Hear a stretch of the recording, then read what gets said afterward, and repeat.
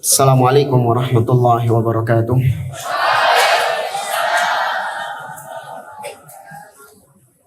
Innal hamdalillah nahmaduhu wa nasta'inuhu wa nastaghfiruh wa na'udzu billahi ta'ala min shururi anfusina wa min sayyiati a'malina.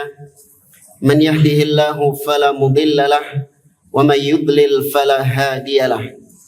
Wa asyhadu an la ilaha illallah wahdahu la syarika lahu wa asyhadu anna Muhammadan abduhu wa rasuluh. Ya ayyuhalladzina amanu taqullaha haqqa tuqatih wa la tamutunna illa wa antum muslimun. Ya ayyuhan nasu taqu rabbakumul ladzi khalaqakum min nafsin wahidah wa khalaqa minha zawjaha wa batha minhuma rijalan katsiran wa nisaa'a wattaqullaha alladzi tasaaluna bihi wal arham innallaha kana 'alaikum raqiba. Ya ayyuhalladzina amanu taqullaha wa qulu qawlan sadida yuslih lakum a'malakum wa yaghfir lakum dhunubakum wa may yuti'illaha wa rasulahu faqad faza fawzan 'azima. Amma ba'd, fa inna asdaqal hadithi kitabullah wa khairal hadi hadi Muhammadin sallallahu alaihi wasallam wa syarrul umuri muhdatsatuha wa kullu muhdatsatin bid'ah wa kullu bid'atin dhalalah wa kullu dhalalatin finnar. Ikhwani fillah rahimani wa rahimakumullah. Fa ikmalan lima taqaddam fima yata'allaq bi hukmi musyahadah mubarayat kuratil qadam. Kita melanjutkan kembali pembahasan tentang hukum menonton pertandingan sepak bola yang kemarin sempat kita bahas beberapa dari ucapan Syekh Shalih bin Fauzan hafizahullah ta'ala. Bahwasanya beliau menyebutkan menonton pertandingan sepak bola itu membuang-buang waktu, yang menyibukkan seseorang dari berzikir kepada Allah Subhanahu wa taala. Ya, dan juga kemarin kita sampaikan dari apa yang ditulis oleh Syekh Masyhur bin Hasan Al-Salman tentang ulama membolehkan untuk kita bermain bola hanya dalam rangka untuk olahraga saja, untuk melatih fisik, untuk mendapatkan kebugaran, kesehatan. Ya, tidak untuk hal-hal yang lain, apalagi di situ ada perkara-perkara yang mungkar. Ya, seperti membuka aurat, kemudian munculnya kelompok-kelompok ya fanatik terhadap klub-klub tertentu. Ya, ini melampaui batas dari apa yang dibolehkan di dalam syariat. Kita tambahkan dari referensi yang lain tentang kerusakan-kerusakan yang ada pada kuratul qadam, ya, pada pertandingan-pertandingan sepak bola pada umumnya. Tapi yang pertama adalah berkaitan dengan al-wala wal bara. Ya, di antara mafasid kerusakan sepak bola itu berdampak pada rusaknya al-wala wal bara, yaitu seorang muslim seharusnya dia cinta dan benci karena Allah, namun orang yang fanatik atau orang yang nonton sepak bola itu nanti akan muncul wala wal baroknya bukan kepada Allah, tapi wala wal baroknya kepada tim sepak bolanya. Ya, kemarin kita contohkan, ya nggak usah jauh-jauh di luar negeri lah, di negeri kita saja antara tim apa dan apa, tim hijau dan tim biru. Ya, wala wal baroknya di atas hijau dan benci kepada yang biru, demikian juga sebaliknya. Nah, ini nggak benar di dalam Islam. Seharusnya dia mencintai seseorang karena keislamannya, karena keimanannya, karena ketakwaannya. Ya, dan harusnya dia membenci seseorang karena kekufurannya, kesyirikannya, kebid'ahannya, kemaksiatannya, bukan karena hal-hal tersebut. Ya, kita ringkas saja. Kemudian kerusakan yang kedua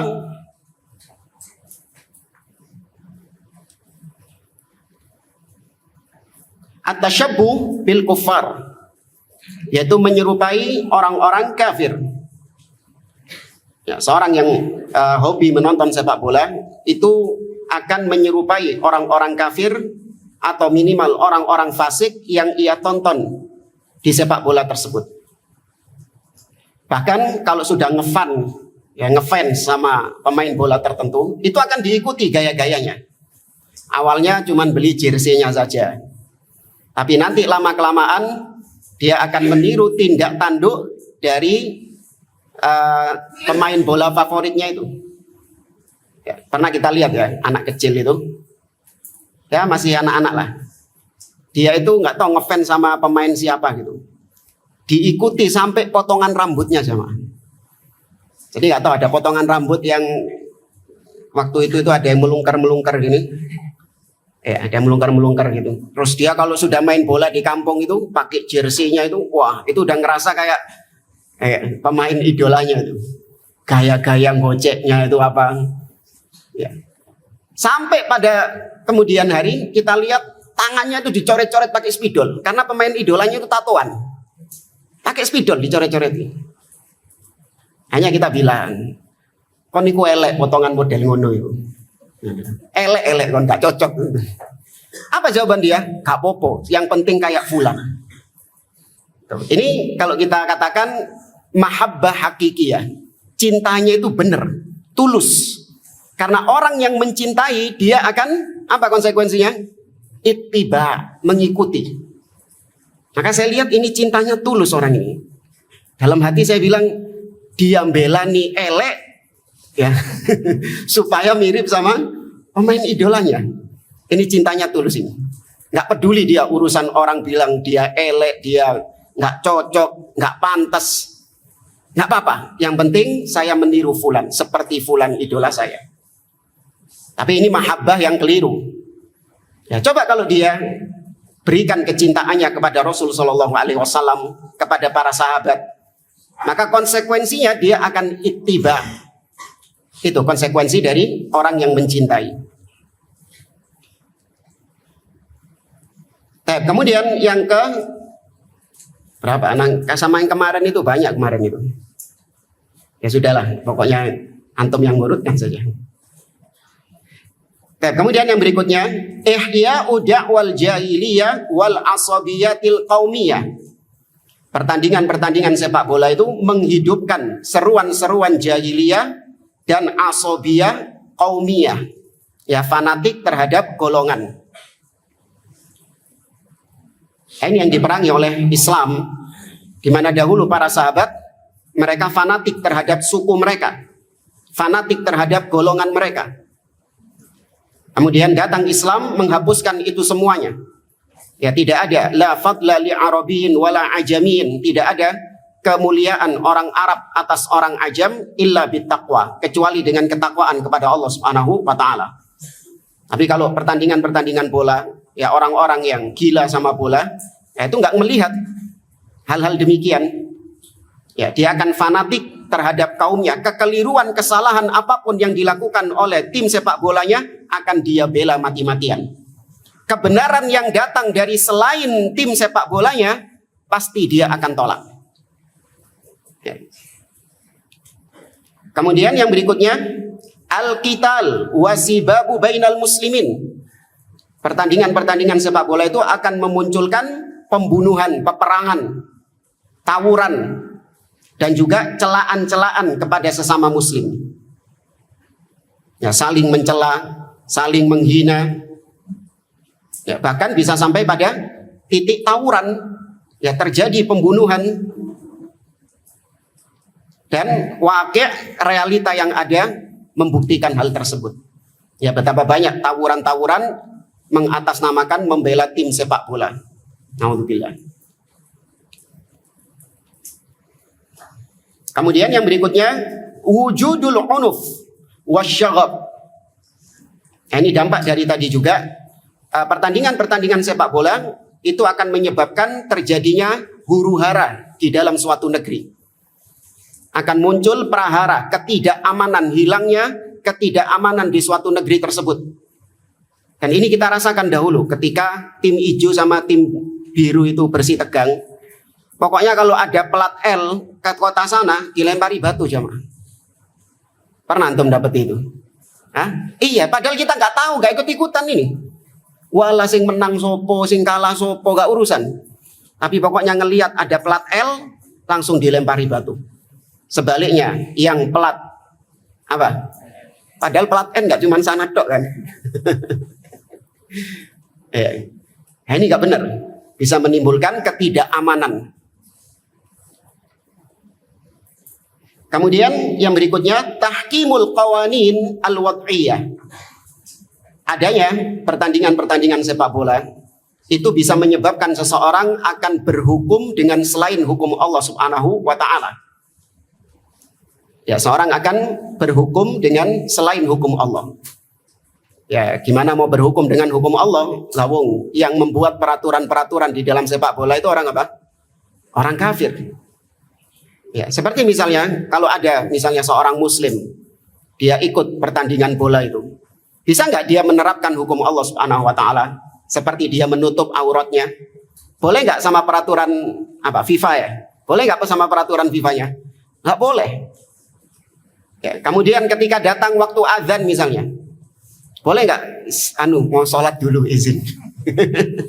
Nggak bisa, langsung lanjut. Ya, kemudian ketika di bulan Ramadan, bulan puasa, ya, apakah pertandingannya dihentikan karena puasa atau tetap lanjut? Tetap lanjut. Ya, maka mereka akan menggunakan hukum-hukum kafir sebagai patokannya, bukan lagi hukum Islam. Kemudian kerusakan berikutnya, ar-rihanu 'alal fariqil faiz. Adanya taruhan-taruhan ya untuk tim yang menang. Ya, adanya taruhan-taruhan untuk tim yang menang. Ya, pasang taruhan berapa? Apa? Nih istilahnya orang-orang itu? Ayo, bawah atas. Oh, nggak paham mana itu? Setengah, siji setengah. Apa maksudnya? Ngapur, siji setengah. Ya, lihat obrolan orang-orang kayak gitu. Maka taruhan-taruhan seperti ini itu muncul karena tadi pertandingan-pertandingan sepak bola. Bahkan yang kalah taruhan itu biasanya marah, ya, kemudian membunuh bahkan. Yang kemarin kita singgung di Piala Dunia tahun 94 ada pemain Kolombia kalau nggak salah, namanya Andrés Escobar. Ya, dia itu mencetak gol bunuh diri yang menyebabkan banyak gembong-gembong mafia-mafia taruhan itu jadi kalah banyak, bandarnya itu jadi kalah banyak gara-gara dia. Apa yang terjadi? Dibunuh dia. Ya, sama bandar-bandar judi itu. Nah, ini diantara kerusakan sepak bola. Kemudian yang berikutnya kashful aurat. Ini yang sudah kita singgung, yaitu membuka aurat-aurat. Ini sudah kita bahas di pertemuan yang lalu. Kemudian kerusakan berikutnya nadharun nisa ilal la'ibin. Banyaknya kaum wanita-wanita itu mereka nonton sepak bola bukan nonton pertandingannya, tapi nonton yang apa? Yang main. Ya, nonton yang main. Dulu mungkin Piala Dunia ya 2002, 2006 itu banyak fans-fans sepak bola wanita itu sukanya tuh sama tim Itali. Kenapa suka sama tim Itali? Ganteng-ganteng pemainnya. Itu akibat ya dari pertandingan-pertandingan sepak bola, akhirnya para wanita-wanita menonton kepada pemain-pemainnya dengan pandangan-pandangan syahwat. Kemudian yang berikutnya, kerusakan berikutnya, adamu dzikrillah wassalati wassalam ala rasulih. Orang yang menonton pertandingan sepak bola pasti dia tidak berzikir kepada Allah, tidak mengingat Allah, ya, dan juga tidak bersolawat kepada Nabi SAW. Intinya melupakan zikrullah. Karena sebagaimana disinggung oleh Syekh Shalih Fauzan, hal-hal tersebut bisa menyibukkan seseorang dari mengingat Allah Subhanahu wa taala. Kemudian yang berikutnya, tarku sholatil jum'ah wal jama'at fil masjid. ya, meninggalkan sholat Jumat atau sholat-sholat berjamaah di masjid demi untuk menonton pertandingan sepak bola. Ya, apalagi kalau waktu-waktu yang genting, ya, misalnya sudah masuk waktu subuh, tapi ternyata pertandingan sepak bola ini masih belum selesai, masih adu penalti. Wah, ini mau ninggal subuhan berat nih. Kalaupun sholat subuh, apa yang ada di pikirannya? Hah? Iya, sopo sing menang gitu. Nah, ini dampak buruknya dari menonton sepak bola, dari hobi-hobi menonton sepak bola. Kemudian hadrul amwal wa dhaya'uha, yang membuang-buang harta, menyia-nyiakan harta. Ya, seorang rela untuk mungkin bepergian ke satu kota, ke kota yang lain, bahkan pergi ke luar negeri hanya demi untuk menonton tim sepak bola favoritnya. Buang-buang harta. Ya, seandainya dia safar untuk ibadah kepada Allah, dia laksanakan umrah ke Baitullah misalnya, itu lebih baik.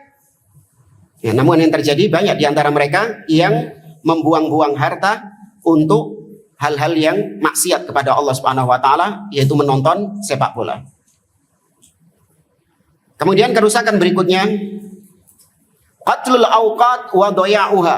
Ini sudah disinggung sama Syekh Shalih Fauzan, membuang-buang waktu. Yang berikutnya ar-raqs wat tasfiq wat tasfir wal hitafat. Adanya tarian-tarian, joget-joget, kemudian keploan, tepuk tangan, suitan, siulan, ya, dan juga teriakan-teriakan yel-yel. Ya, ini terjadi pada orang-orang yang nonton sepak bola, baik langsung di lapangan stadion ataupun yang nonton di siaran televisi. Nah, kalau lihat orang-orang yang nonton di TV itu, keploan-keploan. Ayo, maju terus. Enggak kerungu pemain ini. Ini kan lucu kan? Ya, ketika mencetak gol, ya, kemudian teriak-teriak, suitan-suitan, ini semua adalah perkara-perkara yang diharamkan di dalam Islam. Ya, joget-joget. Kemudian yang berikutnya al-ghibah. Ya, al-ghibah menyebutkan tentang keburukan-keburukan orang lain. Nah, ini dampak daripada cinta dan benci bukan karena Allah. Ketika didapati seseorang, mungkin seorang pemain, ya, bahkan menjadi santapan buat para wartawan-wartawan untuk mengulik kehidupan pribadinya. Dicari-cari kekeliruan-kekeliruannya, kesalahan-kesalahannya, kemudian aib-aibnya diangkat, ya, ke publik. Ini termasuk ghibah. Kemudian yang berikutnya as-sukhriyah wal istihza. Ya, memperolok, ya, orang-orang muslim. Ya, kemarin kita singgung itu, orang yang kalau sudah nonton bola itu, terkadang pemainnya itu kalau nggak sesuai dengan keinginan dia, digoblok-goblok. Ya, waduh goblok, umpan kuno loh sakjane. Ngapain kok langsung ditendang itu? Padahal dia sendiri kalau suruh main nggak bisa. Ini hikmahnya jamaah. Terkadang kita itu pandangannya berbeda dengan pandangan pemain yang langsung main di lapangan. Pemain yang langsung main di lapangan berbeda dengan kita yang melihat dari televisi. Kalau kita ngelihat dari televisi, kita ngelihat semua pergerakan musuh. Tapi kalau yang bermain langsung di lapangan, itu dia nggak bisa melihat semuanya, nggak bisa melihat sekelilingnya. Ya. Maka demikian juga kebijakan-kebijakan penguasa itu berdasarkan penglihatan pemimpin. Kita nggak melihat penglihatan seperti melihatnya pemimpin. Kita melihat dengan pandangan yang sempit. Wah, kenapa ini pemimpin kok punya kebijakan seperti ini? Kenapa pemimpin kok menaikkan harga ini? Iya, itu dari pandanganmu. Pemimpin melihat dengan pandangan yang lebih luas. Ibarat kalau pemimpin ini ada di gedung yang tinggi sehingga dia melihat semuanya, sedangkan antum berada di lantai 1. Siapa yang pandangannya lebih luas? Pemimpin yang ada di atas. Ya, maka ini hikmah yang bisa kita ambil ketika kita lihat pemain sepak bola, ketika kita lihat penonton yang sedang menonton pertandingan sepak bola itu membodoh-bodohkan pemain yang di lapangan. maka ketahuilah bahwa pandanganmu berbeda dengan pandangan pemain tersebut. Ya. Maka ini jatuh dalam istihza, ya, mencela kaum muslimin. Kemudian yang berikutnya adzannus su, ya, memunculkan dugaan-dugaan yang buruk. Ya, dugaan-dugaan yang buruk tanpa dasar, menduga-duga. Atau yang dikenal dengan istilah prediksi-prediksi. Bahkan bisa sampai pada kesyirikan. Ini kalau mau ditambahkan lagi, syirik kepada Allah Subhanahu wa taala. Kalau nggak salah tahun 2010, ya 2010-an kalau nggak salah, itu ada gurita. Ya, ada gurita yang dijadikan andalan sama orang-orang untuk memprediksi pertandingan sepak bola. Jadi guritanya itu taruh di akuarium. Akuariumnya itu ada 2 bendera negara yang akan bertanding. Ya, misalnya Jerman sama Prancis gitu. Nah, nanti guritanya dimasukkan akuarium itu. Nah, nanti guritanya milih yang mana? Kalau dia milih di bendera, apa tadi Ana ngomong? Hah? Jerman Prancis. Kalau guritanya milih di Jerman, ini berarti nanti malam yang menang Jerman ini. Dan kebanyakannya betul. Kebanyakannya betul. Makanya benar-benar ditunggu-tunggu ini prediksinya. Ketika keluar prediksinya si gurita ini, orang-orang baru banyak berani memasang taruhan terhadap tim tersebut. Tapi ini kasus yang pertama. Kasus yang kedua, ada prediksi. Kalau tadi prediksi berdasarkan gurita, Jerman yang menang. Kasus yang kedua, yaitu seorang pengamat sepak bola. Ya, dia mengamati pertandingan nanti malam antara Jerman dengan Prancis. Dia bilang bahwasanya tim Jerman tidak diperkuat oleh fulan dan fulan yang sedang mengalami cedera. Ya, kemudian juga tim Prancis diperkuat dengan fulan dan fulan yang merupakan pemain top.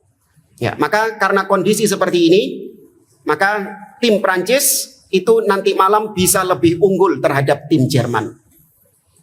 Berdasarkan prediksi pengamat bola tadi. Baik. Apa bedanya 2 prediksi ini? Orang yang pakai prediksinya gurita, apakah sama hukumnya dengan orang yang pakai prediksinya pengamat bola tadi? Sama-sama prediksi kok. Apa yang membedakannya? Hah? Kalau dikatakan ramalan, ya cuman beda nama dengan prediksi. Sama yang pengamat bola tadi juga dikatakan ramalan. Tidak berdasarkan data. Ya, tapi ada mufrodat yang lebih tepat. Apa bahasanya kalau dalam pembahasan akidah? Hah? Apa itu? Naam, barakallahu fiik. Tidak ada kaitan antara sebab dan akibat. Kalau pengamat bola tadi nyambung sebab sama akibatnya itu ilmiah. Ya. Dia mengatakan bahwasanya tim Jerman tidak diperkuat oleh fulan dan fulan karena cedera. Sedangkan tim Prancis diperkuat sama fulan dan fulan. Maka ada sebab akibat di sini.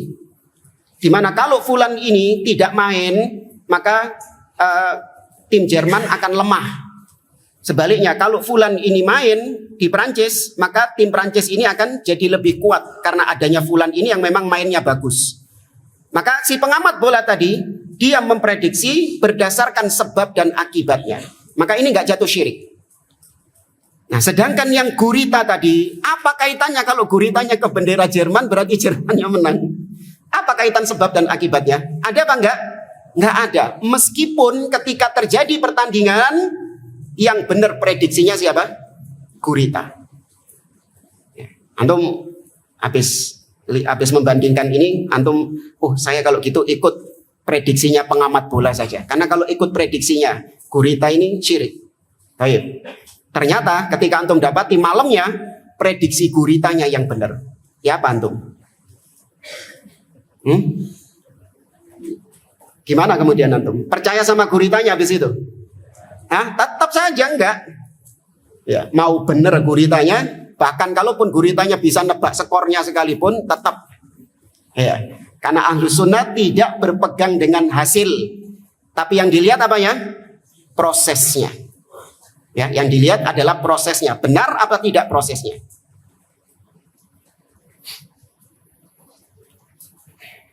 Kemudian yang berikutnya, jadi tadi kasih yang penting-penting saja. At-tanabuzu bil alqab, yaitu melangkopi dengan langkop-langkop yang jelek. Ya, melabeli dengan label-label yang jelek. Ya, terutama pemain-pemain yang dianggap apa ya? Rasis, tahu ya rasis ya? Ya, bahkan ada yang dijuluki sebagai pedes. Iya, jemaah. Iya, sampai dijuluki sampai disebut sebagai monyet karena kulitnya hitam dan yang lainnya.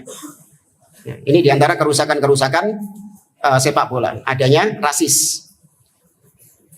Kemudian yang berikutnya at-tahawun bit taswir, bermudah-mudahan dalam menggambar.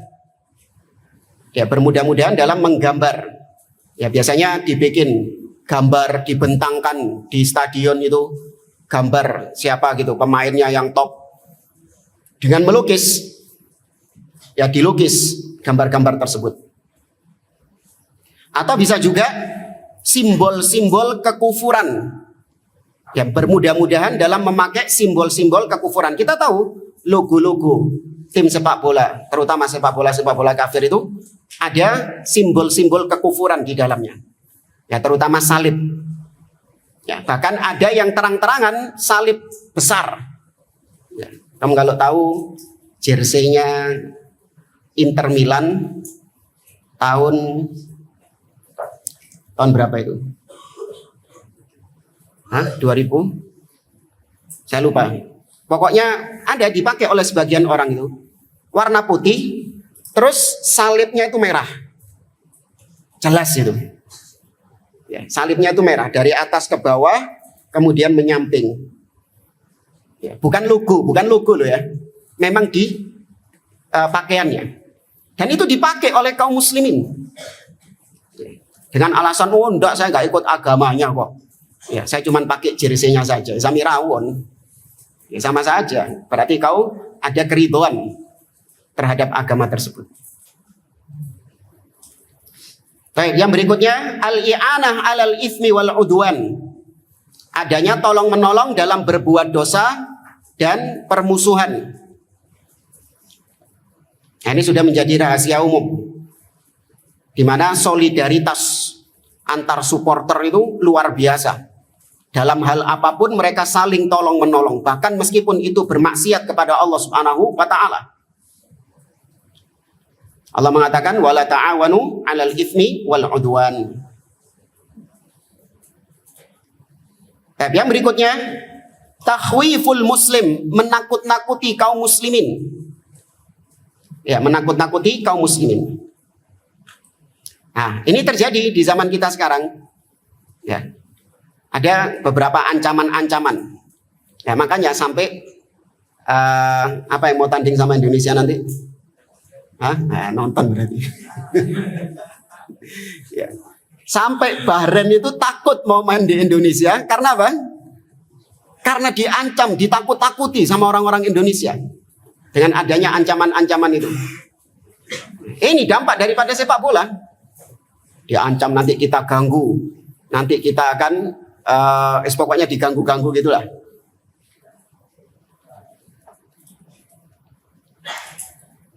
Kemudian yang berikutnya al-mubalaghah fil itra' was sana. Adanya berlebih-lebihan, sikap hulu dalam memuji-muji dan menyanjung-nyanjung pemain sepak bola. Bahkan orang-orang kafir itu menjuluki pemain Argentina siapa? Dijuluki apa? Bukan. Ini yang berlebih-lebihan kok. Mesiah. Tahu Mesiah? Apa Mesiah? Al-Masih. Ya. Messi itu dijuluki sebagai Mesiah, Al-Masih. Nah, ini hulu berlebih-lebihan dalam memuji seseorang. Kemudian takdimul mafdul 'alal fadil. Kerusakan berikutnya adalah mendahulukan yang tidak lebih baik daripada yang lebih baik. Ya, kalau dalam ibadah saja, mana yang lebih didahulukan? Sunnah atau yang wajib? Yang wajib. Tapi kalau dalam orang-orang yang nonton sepak bola, hobi ngefans sama sepak bola, dia lebih mendahulukan yang tidak ada manfaatnya daripada yang bermanfaat. Begadang malam, nggak ada manfaatnya. Ya, sedangkan seandainya dia gunakan waktu tersebut untuk sholat malam, ya untuk membaca Al-Quran, berzikir kepada Allah, tapi itu semua ditinggalkan demi untuk melakukan sesuatu yang tidak mendapatkan manfaat. Lad dunya walal akhirah. Tidak ada manfaat dunia, apalagi manfaat akhirat. Kemudian yang berikutnya, al-ghish, kecurangan-kecurangan. Ya, terjadinya kecurangan-kecurangan dalam sepak bola. Yang kemarin kita singgung, apa hukumnya diving? Ya. Dan juga kadang nggak jujur, dusta. Ya. Misalnya antum ini kalau main sepak bola ini, sudah istilahnya antum merasakan kalau tangan antum kena bola, handsball. Ya, kemudian nggak ngaku, enggak kok nggak kena tangan tadi kok. Kan gitu kan biasanya kan? Enggak kena tangan tadi kok. Enggak ngaku. Siapa yang mencetak gol dengan tangan? Nah, iya. Ngaku enggak Maradonanya itu? Enggak ngaku. Ini juga kalau bisa dimasukkan ke yang tadi ya. Al-mubalaghah fil itra. Berlebih-lebihan dalam memuji. Tahu dijuluki apa dia? Naudzubillah. Tangan Tuhan kok curang. Kan gitu kan? Ini penghinaan, pelecehan. Ya, naudzubillah. Belum lagi kecurangan-kecurangan dalam masalah pertandingan, diatur skornya, wasitnya mungkin dibayar berapa, ya kemudian pemain-pemainnya dikasih obat yang biar kuat itu. Ya, intinya banyak terjadi kecurangan-kecurangan tersebut. Kemudian kerusakan yang berikutnya, tad'iful muslimin. Ya, pertontonan sepak bola ini itu adalah upaya orang-orang kafir untuk melemahkan kaum muslimin. Ya, untuk melemahkan kaum muslimin. Yang seharusnya kaum muslimin mencerahkan tenaganya untuk thalabul ilmi, mencerahkan tenaganya untuk melawan orang-orang kafir, namun ternyata disibukkan dengan pertandingan-pertandingan sepak bola, dininabubukan dengan pertandingan-pertandingan sepak bola.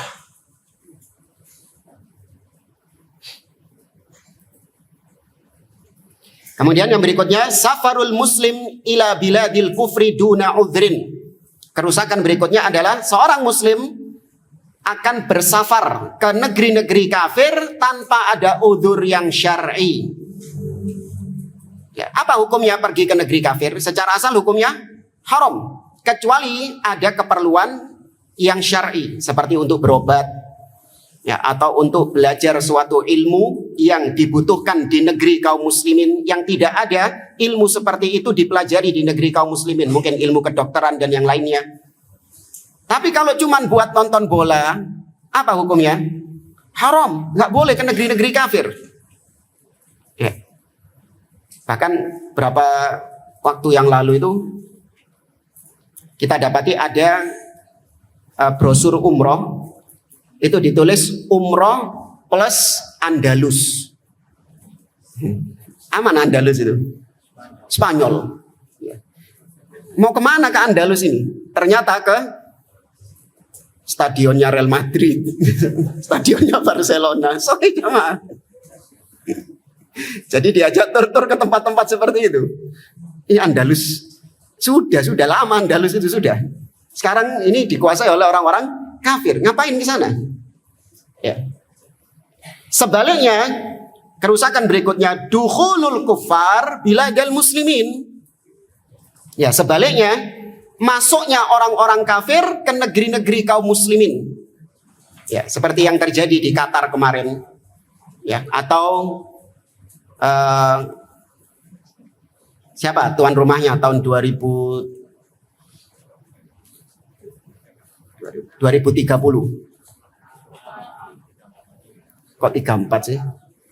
2030. 34. Oh 34. Siapa tuan rumahnya? Arab Saudi sama. Ya, semoga Allah Azza wa Jalla menjaga negeri Arab Saudi. Nah, itu nanti akan masuk orang-orang kafir ke negeri tersebut, dan masuknya orang kafir tentu akan membawa kerusakan-kerusakan. Ya. Makanya jangan berharap Indonesia jadi tuan rumah sudah. Ya, daripada nanti rusak negeri kita.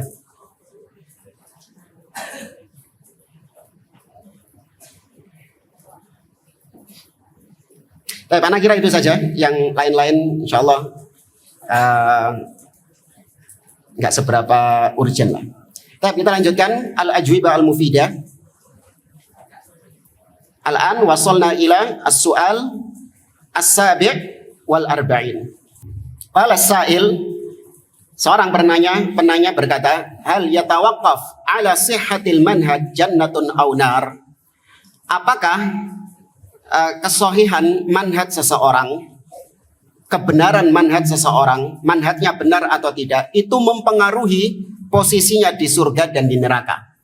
Ya, masa sih gara-gara manhaj saja, salah manhaj bisa masuk neraka? Emang kalau manhajnya benar bisa masuk surga?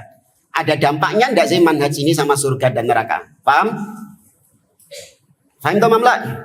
Nah, fal jawab na'am, kata Syekh. Iya. Ya, jangan dianggap manhaj ini nggak ada pengaruhnya terhadap surga dan neraka. Al manhaju idza kana sahihan sara sahibuhu min ahlil jannah. Manhaj apabila itu sahih berdasarkan manhaj para salafus soleh, maka orangnya itu menjadi penghuni surga. Tapi ini hukum secara apa? Umum. Ini hukum secara umum. Nanti akan kita jelaskan kegagal pahaman orang-orang di luar sana ahli bid'ah. Kita ketika mengatakan seperti ini dituduh sebagai orang yang mengkapling surga.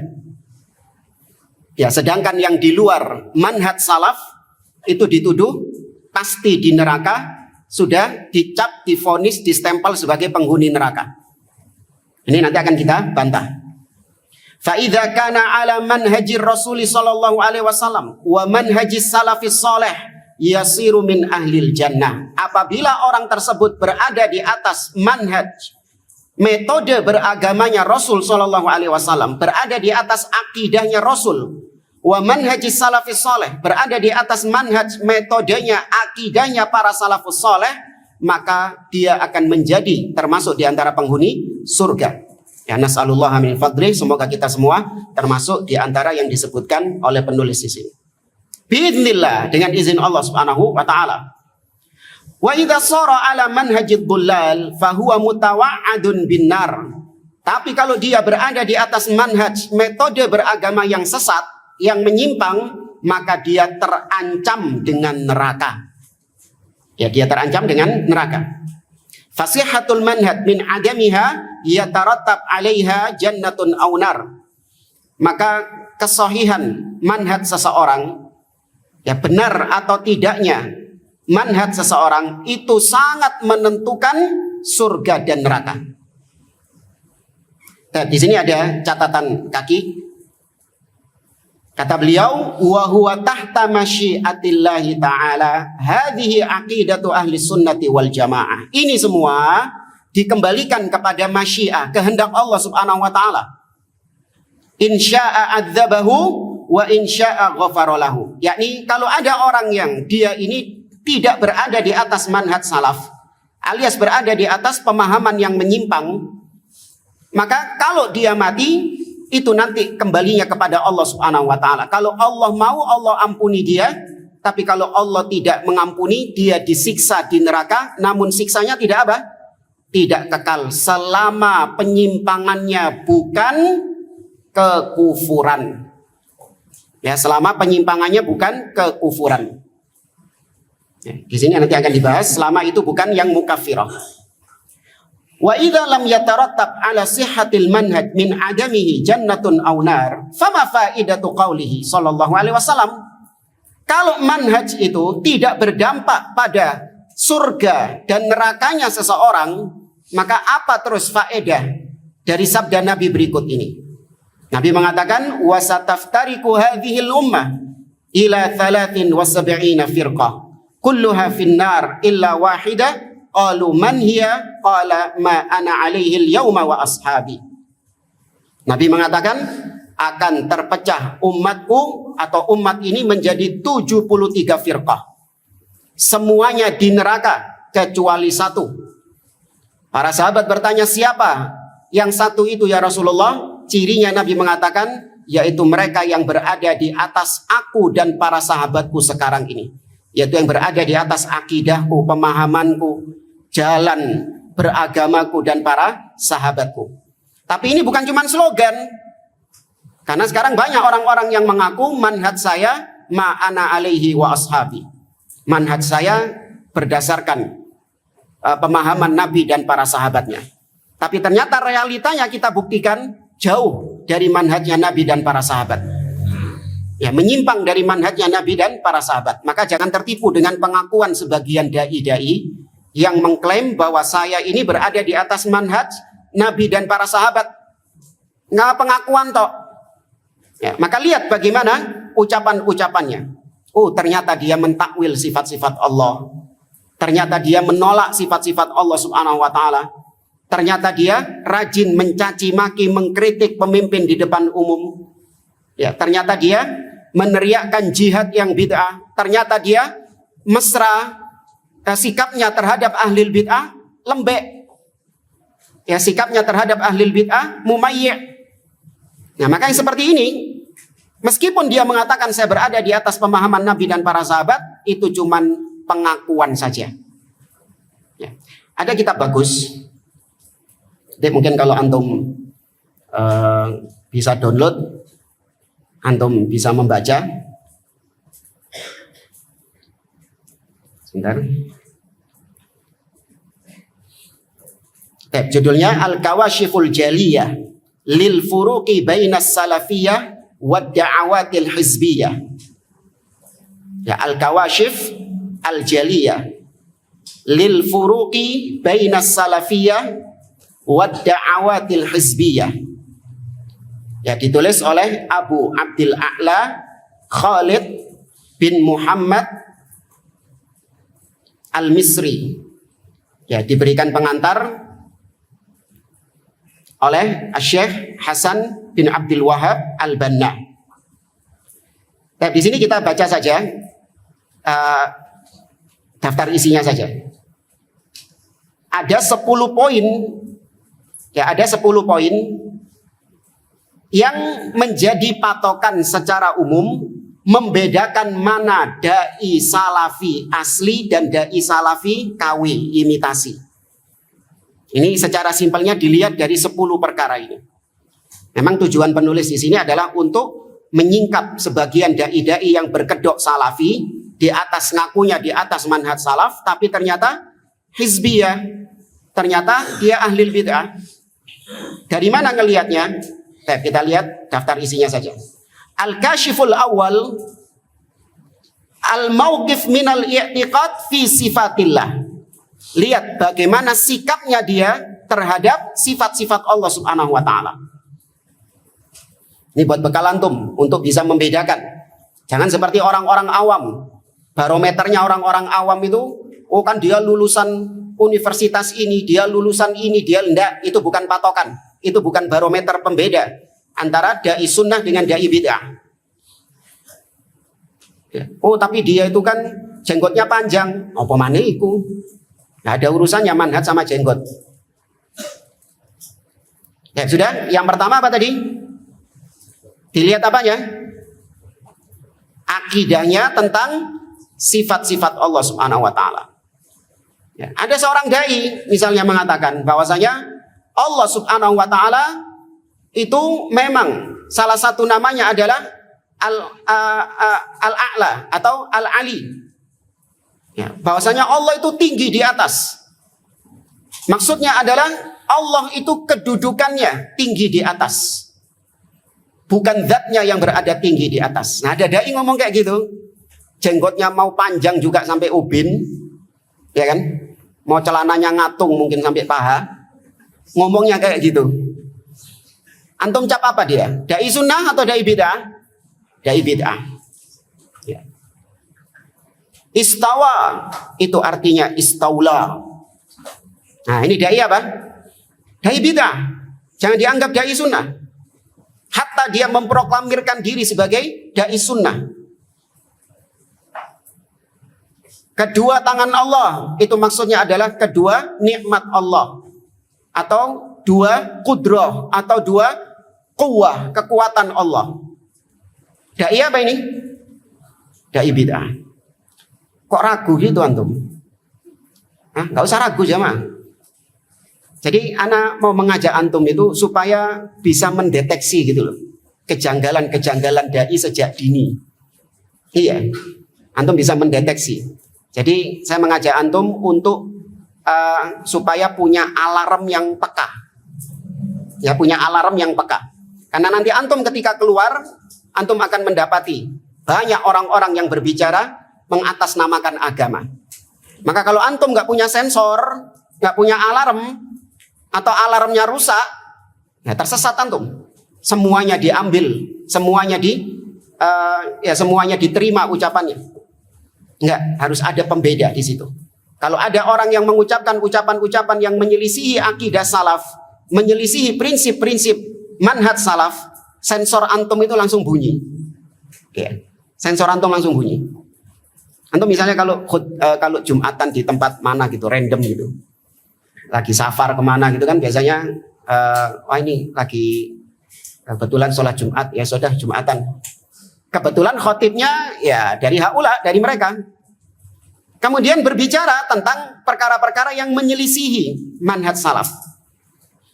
Seperti pernah kita dengarkan, ya seorang khotib Jumat mengatakan bahwasanya kita ini alhamdulillah diberikan banyak nikmat, diberikan banyak keberkahan ya oleh Sunan Fulan, Wali Fulan ini. Disandarkan kepada Wali Fulan ini yang memberikan keberkahan kepada kita ini karena adanya kuburan Fulan ini. Antum ketika mendengar itu langsung bunyi sensornya titit titit titit gitu. Gak tepak iki cangkeme wong iki. Iya jemaah. Ya meskipun nggak bisa langsung bantah gitu loh. Tapi setidaknya antum tahu itu ucapan yang batil, ucapan yang menyimpang. Jangan mantu-mantu tok. Gitu. Enggak. Tapi ya, kita lanjutkan lagi. Kemudian al-kashifut tsani, al-mauqif minasyirkiyat. Lihat sikapnya dia terhadap kesyirikan. Bagaimana sikapnya dia terhadap kesyirikan? Apakah sikapnya melempem terhadap kesyirikan? Gak ada pengingkaran terhadap syirik-syirik yang dilakukan oleh manusia. Bahkan sebagian orang-orang, sebagian dai-dai yang masuk ke dalam kubangan politik, mereka rela ikut berbuat syirik bersama masyarakat demi untuk mendapatkan suara mereka. Sahih jamaah. Kita lihat dai-dai yang nyemplung dalam politik demi untuk meraih suara, mereka rela ikut ke dalam acara-acara syirik. Mereka rela untuk ikut dalam acara-acara yang kufur. Ya. Demi apa? Demi untuk meraih suara. Maka sikapnya melempem sama kesyirikan. Harusnya diingkari kesyirikan itu. Harusnya barok, berlepas diri dari kesyirikan. Karena itu ciri seorang atau ciri Islam itu sendiri. Makna Islam yang disebutkan oleh Syekh Muhammad bin Abdul Wahab, al-istislamu lillahi bitauhid wal inqiyadu lahu bitta'ah wal bara'ah minasyirki wa ahli. Al-kashifut tsalits, al-mauqif minal imamah wal bai'ah. Ya, al-mauqif minal imamah wal bai'ah. Lihat sikapnya dia terhadap pemimpin dan terhadap bai'at. Ada ustadz di tempat saya itu, dia ngajak jamaahnya untuk membaiat dia. Ya, ini dai sunnah atau dai bid'ah? Dai bid'ah. Ya, ngajak untuk baiat pemimpin organisasi misalnya. Harus baiat sumpah setia. Ya, lihat sikapnya terhadap penguasa bagaimana? Apakah dia mendengar dan taat kepada pemimpin? Dia menjaga lisan dari mencaci maki pemimpin, mengkritik pemimpin di depan umum, atau rajin dia menulis dan mencaci maki pemimpin di depan umum? Dilihat itunya saja. Sudah tutup mata. Mau dia ini gelarnya ya doktor, mau gelarnya LC, mau gelarnya apa, sudah tutup mata antum dari itu. Itu bukan tolak ukur. Al-kashifur rabi', al-mauqif minal jamaah. Lihat sikapnya dia terhadap jamaah. Ya, jamaah di sini maksudnya adalah yaitu terhadap jamaatul muslimin yang di bawah pemimpin. Apakah dia keluar dari jamaah kaum muslimin? Artinya dia khuruj, keluar dari persatuan kaum muslimin. Maksudnya keluar dari persatuan, yaitu tidak lagi menganggap penguasa sebagai pemimpinnya, sehingga dia keluar dari jamaah. Sebagaimana Nabi mengatakan, man faraqal jama'ata shibran famata alaihi mata mitatan jahiliyah. Barang siapa yang memisahkan diri dari jamaah, yakni dari persatuan kaum muslimin yang di bawah kepemimpinan seorang pemimpin, dia keluar dari situ, kemudian dia mati, maka matinya seperti kondisi orang-orang jahiliyah yang gak punya pemimpin. Di antara kelompok yang keempat ini siapa? Yang di negeri kita yang sering antum dapati. Biasa di pojok kampung, pojok gang itu ada pelangi. Shoot. Kelir hijau.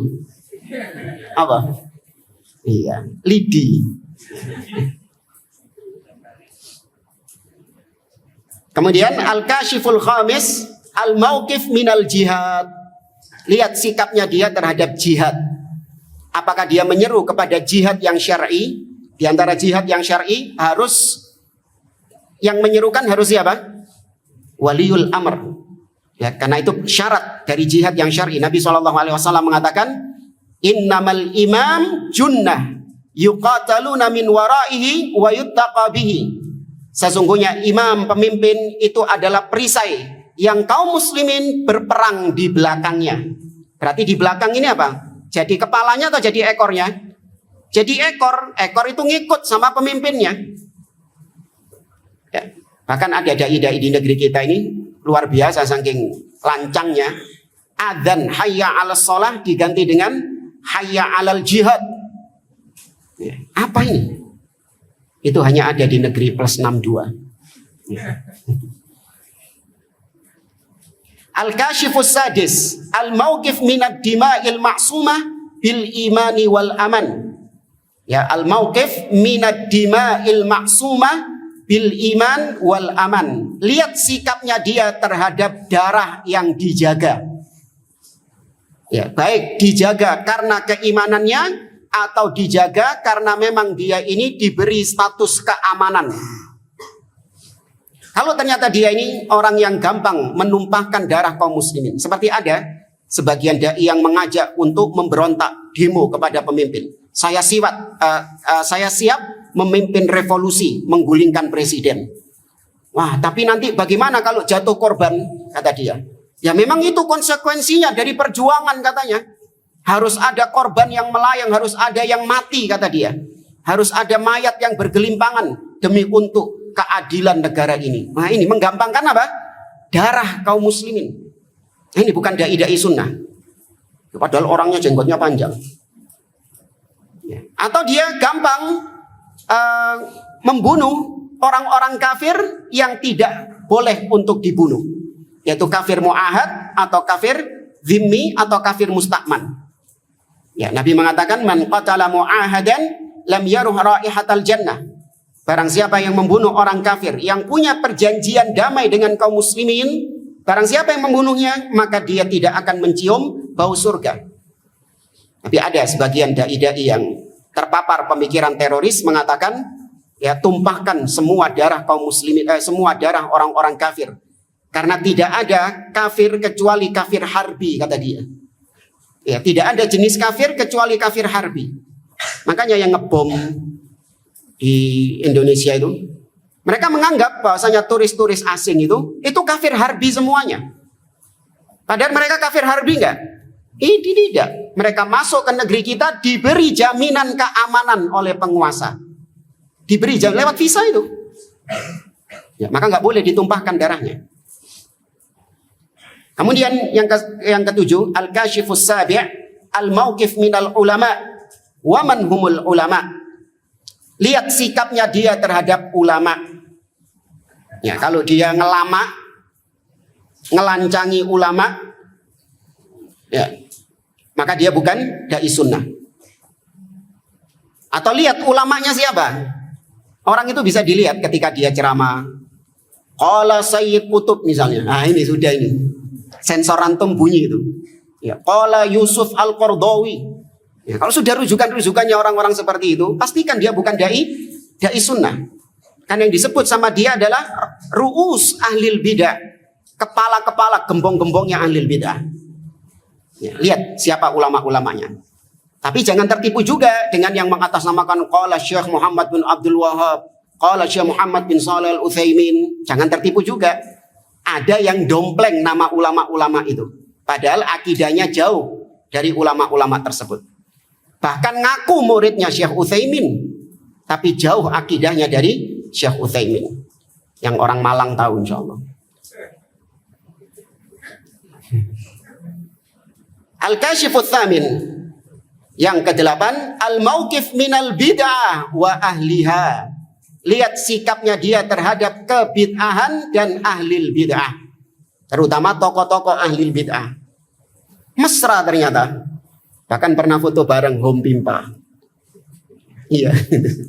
Fulan itu pernah foto bareng Home Pimpa sama dai-dainya ahlil bid'ah. Naudzubillah. Ya ternyata sikapnya melempem. Jadi seorang dai jangan hanya dilihat ketika dia menyampaikan ilmu. Oh dia kalau menyampaikan tentang masalah bid'ah itu tegas dia itu. Ya, dia tegas ketika menyampaikan masalah bid'ah. Iya, prakteknya bagaimana coba? Ternyata dia mesra dengan ahlil bid'ah, memuji-muji ahlil bid'ah.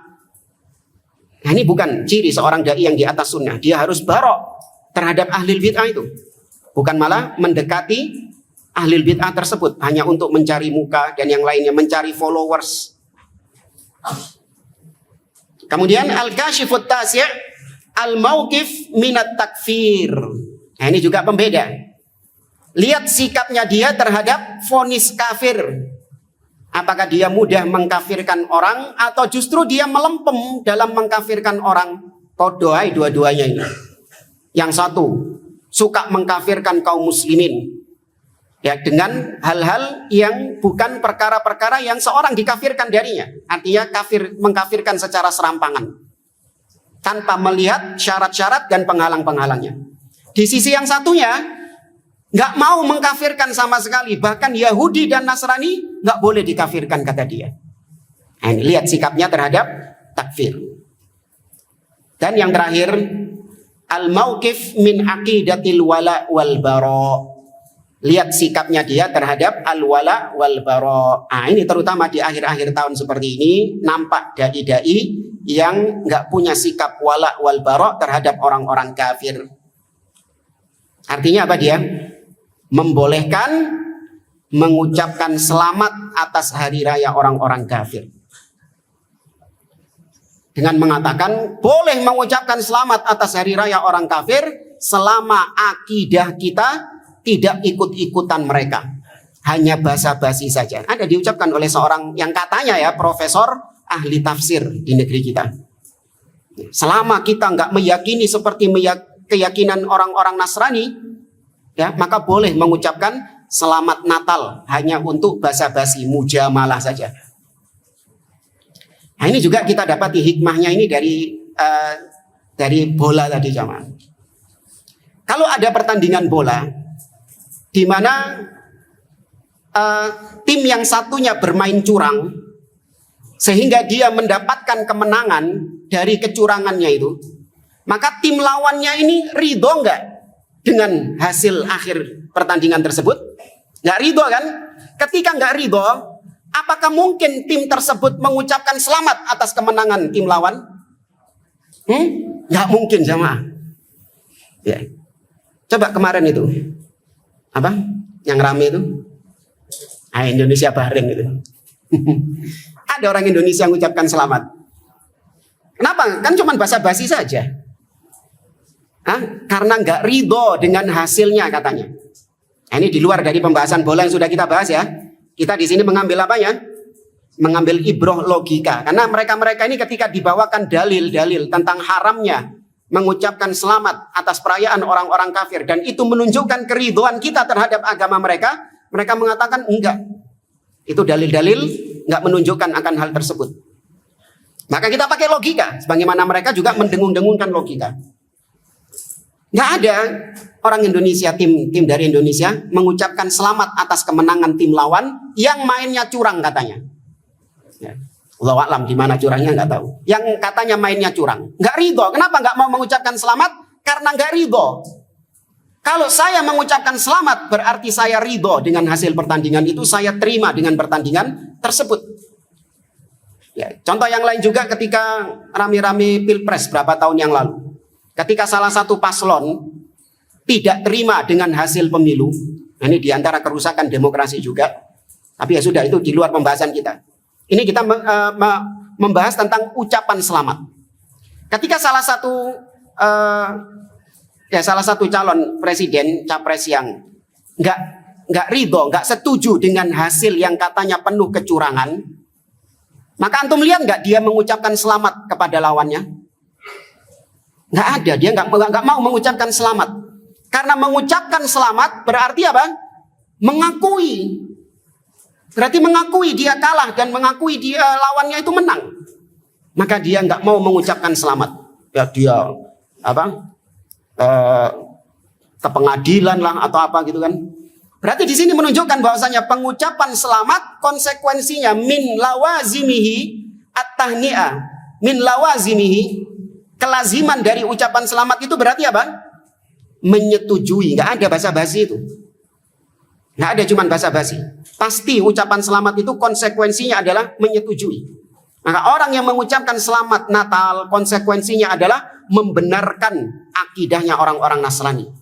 Itu satu paket, itu nggak bisa dipisahkan. Ya. Maka hati-hati dengan akidah, lunturnya akidah al-wala wal bara. Nggak enak Ustadz, sungkan. Orang-orang kafir ini kan ngucapin kita selamat lebaran. Masa kita nggak membalas mereka? Sungkan, nggak enak. Lu kok nggak enak sama orang-orang kafir? Mestinya kok nggak enak sama Allah. Soalnya jemaah, mestinya nggak enak sama Allah.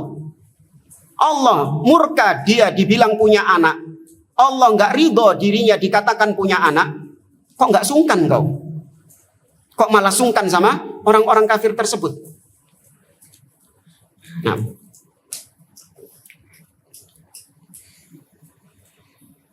Nah, kita lanjutkan sedikit dari Ajwibah Mufidah. Kurang berapa menit? Kita lanjutkan sedikit dari footnote yang belum kita bahas. Faman kana ala hadyin Nabi sallallahu alaihi wasallam wa ashabi fahuwa min ahlil jannah wa man kana ala ghairi dzalik fahuwa tahtal wa'id. Maka barang siapa yang berada di atas petunjuk manhajnya Nabi dan para sahabat, maka dia termasuk penghuni surga. Dan barang siapa yang selain itu, maka dia terancam dengan ancaman neraka.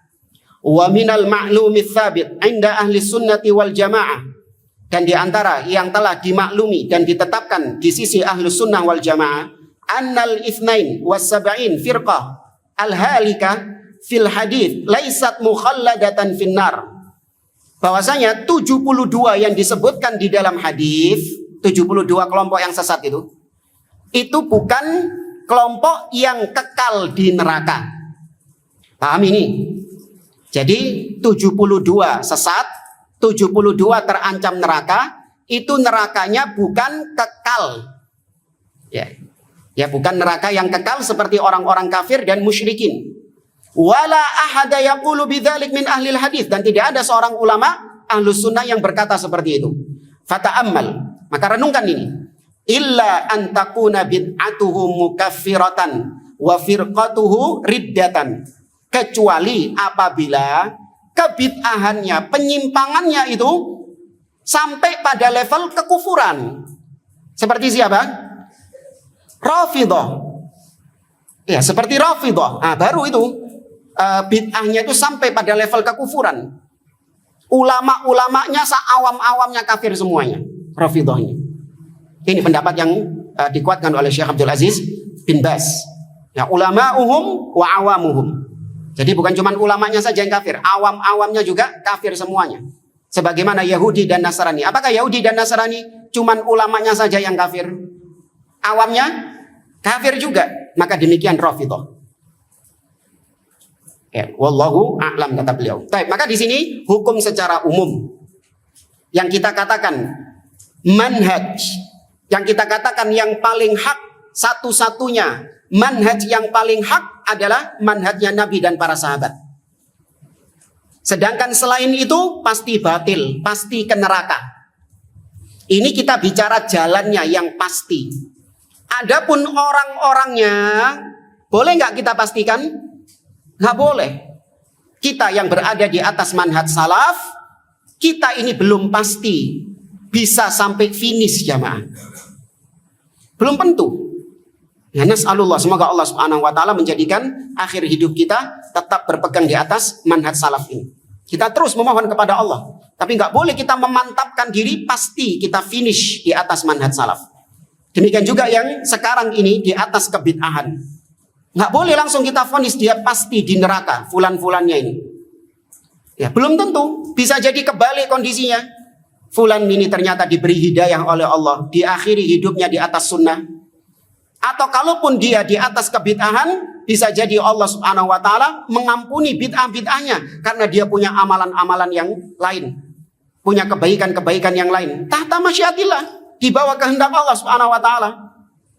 Ya, maka kalau dalam urusan fulan-fulan individu-individunya, kita nggak boleh memvonis surga dan neraka. Kecuali kalau memang ada dalil khususnya. Abu Bakar fil jannah, Umar fil jannah, iya. Abu Lahab di neraka, iya. Ya, tapi kalau sekarang, ya dalil-dalil umum, boleh kita katakan setiap orang yang selain di atas manhaj salaf, pasti dia terancam dengan neraka. Dan setiap orang yang di atas manhaj salaf, pasti dia masuk surga. Itu kaidah secara apa? Umum. Ya, perlu dibedakan. Oke, kita cukupkan sampai di sini. Wallahu a'lam. Kalau ada yang mau ditanyakan, tafadhol.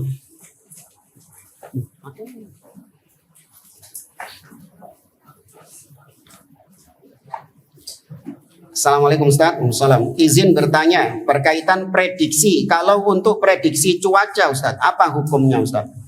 Ya, prediksi cuaca kalau memang berdasarkan hukum sebab akibat, ya seperti orang-orang di BMKG itu, mereka mempelajari kondisi atau menentukan prediksi cuaca itu berdasarkan sebab dan akibat. Dilihat pergerakan awannya, ini sebatas yang Anda tahu ya. Dilihat pergerakan awannya, anginnya, ya, apalagi. Ada ilmunya itu. Dan semuanya berkaitan antara sebab dan akibatnya, ilmiah memang. Makanya seperti ini boleh. Tapi kalau memprediksi cuaca dengan sesuatu yang tidak ada kaitan sebab dan akibatnya, maka ini masuknya syirik. Ya, itu jatuhnya syirik. Ya, misalnya ini, antum apa ya yang terjadi gitu loh. Anak contohnya mungkin nggak terjadi. Misalnya antum sedih. Ya, kemudian antum nangis. Nah, gara-gara antum nangis itu, antum prediksikan sebentar lagi hujan. Oh, hubungannya? Paham ya jamaah? Tapi ini nggak terjadi sih. Apa yang terjadi biasanya? Dengan apa biasanya? Pawang. Ya, pawang. Nggak ada kaitan sebab dan akibatnya pawang itu. Ya, pakai sujen, dikai bawang, terus dikai lombok, kemudian ada apanya? Ono terasi ini. Masa lah. Nggak ada kaitan sebab dan akibat. Maka itu hukumnya syirik. Tapi kalau yang diprediksikan BMKG itu boleh. Itu pun nggak boleh dipastikan. Ya, nggak boleh dipastikan. Hanya prediksi saja. Ya sama kayak antum lihat awan mendung, gelap. Antum mengatakan bentar lagi hujan. Ya, bentar lagi hujan. Pasti hujan nggak? Belum tentu juga. Tapi boleh antum memprediksikan. Makanya antum kalau lihat awan sudah gelap, antum pasti ngambil jemuran. Wah, diambil jemurannya, bentar lagi hujan. Ternyata terang lagi. Wallahu a'lam.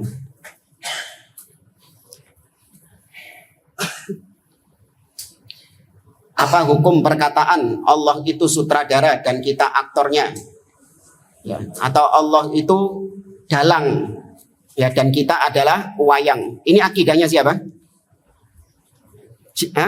Bukan Qadariyah, Jabriyah. Akidahnya Jabriyah. Namanya wayang itu pasti sesuai dengan gerakan dalangnya. Ya, dipaksa sama dalangnya. Dalangnya menggerakkan tangannya gini, maka wayangnya ikut gerak seperti itu. Maka apakah kita seperti itu sama Allah? Tidak. Ya, kita diberikan pilihan sama Allah Subhanahu wa taala di dunia ini. Meskipun pilihan kita itu tetap dengan takdir Allah Subhanahu wa taala. Maka nggak boleh mengucapkan demikian.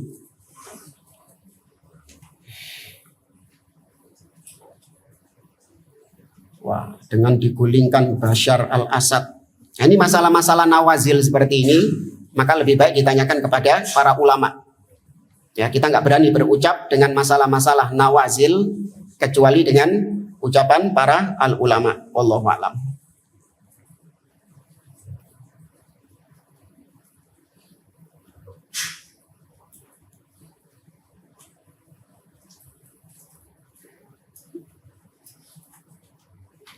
Ya, ini berkaitan dengan pekerjaan menjadi pemain bola. Tidak lepas dari hal-hal yang diharamkan menjadi pemain bola profesional itu. Minimal tadi dia membuka aurat ketika dia bermain bola. Kemudian juga dia akan kehilangan waktu-waktu sholat. Kemudian juga dia nggak bisa untuk melepaskan diri dari sponsor-sponsor yang haram. Misalnya ada jersey ya, jersey bola, sponsornya itu sponsor haram, entah itu Homer atau apa, judi. Nah, itu yang banyak. Bisa nggak pemain Muslim itu? Oh, saya nggak mau, saya minta kosongan saja. Bisa nggak? Nggak bisa. Maka pasti dia pakai dan ikut mempromosikannya. Maka pendapatan yang didapatkan itu adalah haram. Ya. Kenapa? Dia mau jadi pemain bola? Sudah, bola buat olahraga saja jamaah. Ya. Cari profesi-profesi yang lain. Antum jangan lihat, wah karena gajinya besar ini. Resikonya besar juga. Bisa sampai cacat lah. Ya, wallahu a'lam.